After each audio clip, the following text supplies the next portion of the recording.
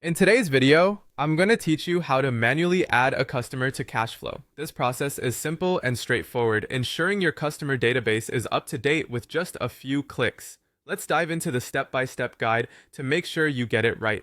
First, we need to get started by heading over to the Kashflow Connect dashboard. Once you're logged into your account, navigate to the home screen where you'll find all the tools and options available for managing your accounting tasks. Now, with the dashboard open, look for the Create Client option. It's typically positioned prominently or highlighted for easy access. Clicking on this will bring up the form where you can input your client's details.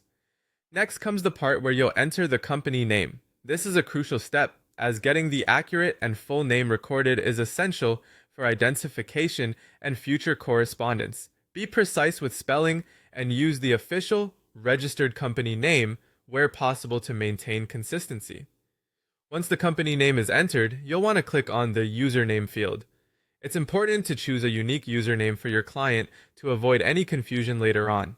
This username will help you quickly locate the client profile whenever you need to update details or check on specific account activities. Following that, you'll need to enter the business type. This detail helps in categorizing your client, which can assist with generating specific reports or manage billing processes more effectively. Whether it's a sole proprietorship, partnership, or corporation, make sure to select the correct type from the available options. After inputting the business type, it's time to move on by clicking Next. This will guide you through to the next segment of the setup. You may encounter another